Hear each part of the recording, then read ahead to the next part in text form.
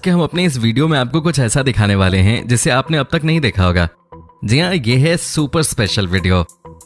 कैसे मशीनों की मदद से हमारी रोजमर्रा की चीजें तैयार की जाती हैं, कैसे सिक्के बनाए जाते हैं।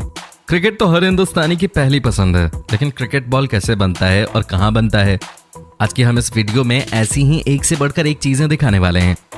तो चलिए शुरू करते हैं आज का नया एपिसोड। लेकिन उससे पहले दोस्तों, अगर अब तक आपने हमारे चैनल को सब्सक्राइब नहीं किया है तो प्लीज कर लीजिएगा।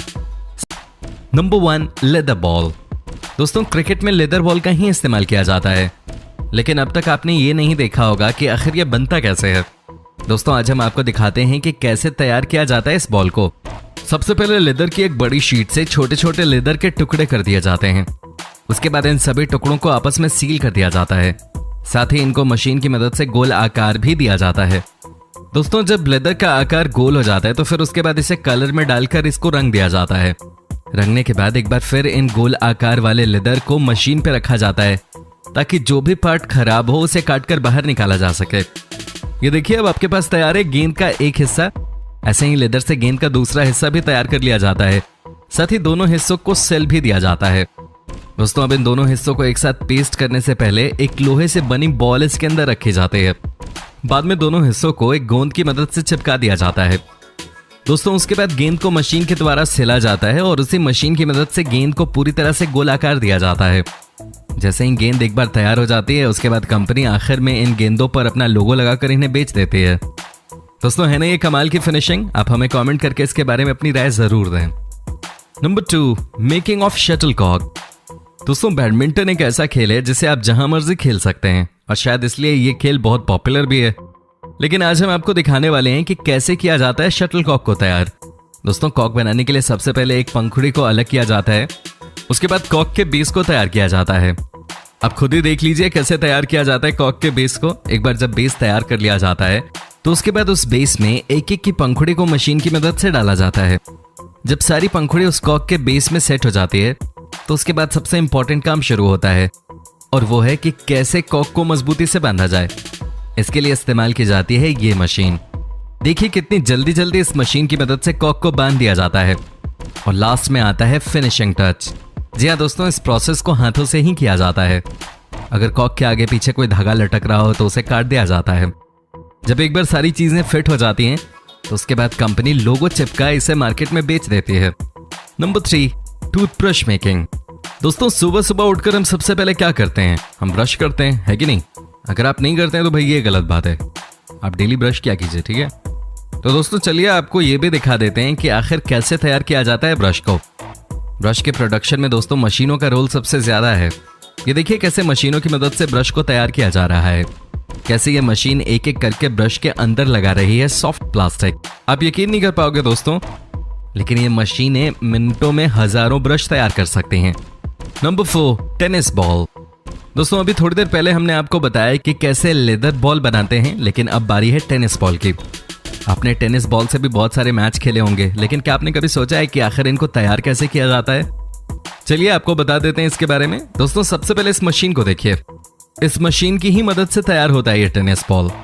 सबसे पहले इस मशीन में रबड़ के टुकड़े को डाल दिया जाता है, जिससे कि वो रबड़ एक पेस्ट की तरह बन जाता है। उसके बाद दोस्तों, उस पेस्ट को छोटे छोटे टुकड़ों में काट दिया जाता है। उसके बाद इन छोटे छोटे टुकड़ों को बॉल के फ्रेम में डाल दिया जाता है। दोस्तों, मशीन की ही मदद से इन रबड़ पर प्रेशर डालकर इन्हें हाफ बॉल की शेप में तब्दील कर देते हैं। उसके बाद इनकी पॉलिशिंग की जाती है। दोस्तों, ऐसे ही बॉल का दूसरा हिस्सा भी तैयार किया जाता है और उसके बाद दोनों हिस्सों को गम की मदद से चिपका दिया जाता है। ये देखिए किस तरह मशीन से बॉल के दोनों हिस्सों को चिपकाया जा रहा है। आखिर में दोस्तों, इन बॉल पर डिमांड के हिसाब से ग्रीन एंड व्हाइट कलर की कोटिंग की जाती है। ये देखिए कैसे की जा रही है कोटिंग। और अंत में आप इन बॉल्स को एक बॉक्स के अंदर बंद करके मार्केट में भेज देते हैं। दोस्तों, आप हमें कमेंट करके बता सकते हैं कि क्या आपने बचपन में कपड़ों से बॉल बनाया था या नहीं। नंबर 5, कंचा। दोस्तों, बचपन में कंचा खेले क्या आपने? इसको भारत के कुछ इलाकों में गोली भी बोलते हैं। और एक बार मेरे पिताजी ने मुझे पकड़ लिया था ये खेलते हुए, तो मेरी पिटाई हुई थी, तो फिर कभी खेल नहीं पाया।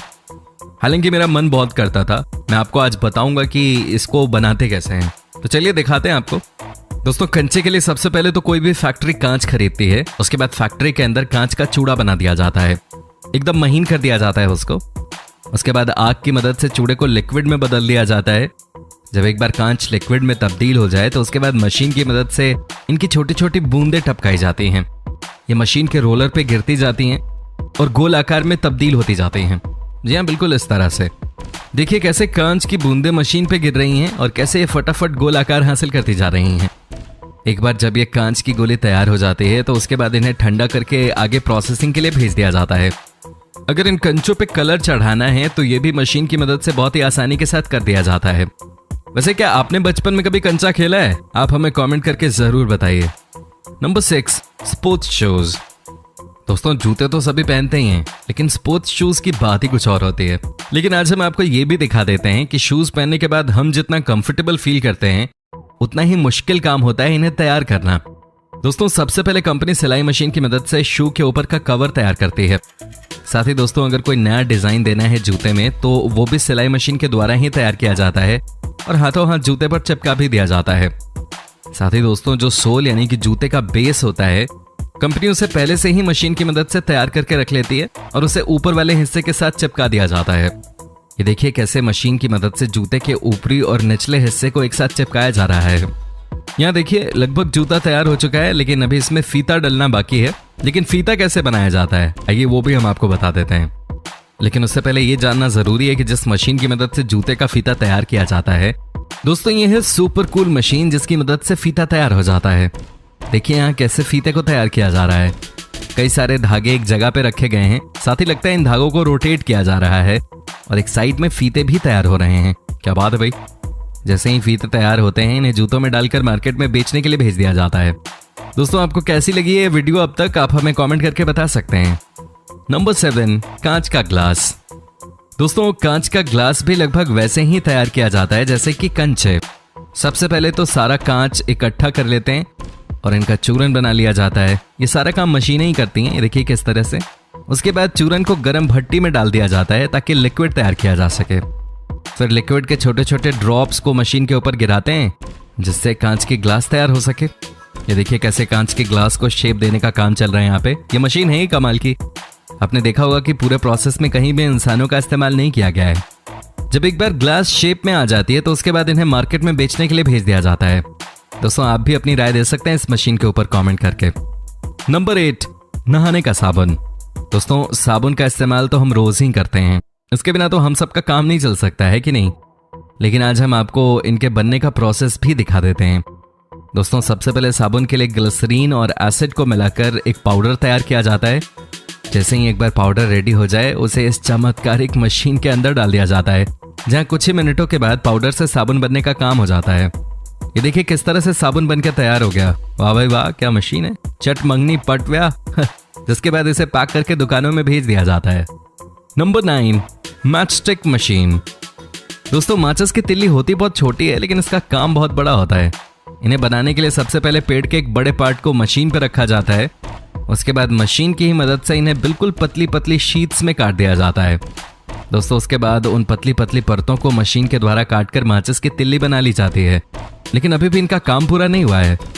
अब काम शुरू होता है माचिस की तिल्ली का मसाला बनाने का।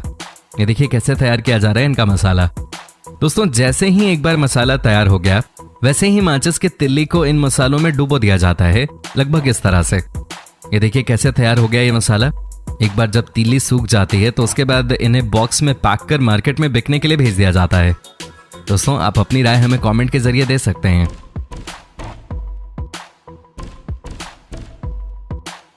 नंबर 10, सिक्के। दोस्तों अंत में सिक्के बनाने के लिए मशीन के अंदर एक खास तरह का क्रिस्टल डाला जाता है जिससे मशीन पिघलाकर एक प्लेट बना देती है। उसके बाद उस प्लेट को मशीन की मदद से ही कॉइन की शेप में काटा जाता है। ये देखिए कैसे है ना कमाल का प्रोसेस। उसके बाद इन कॉइन्स की क्वालिटी चेक की जाती है और पॉलिशिंग भी की जाती है।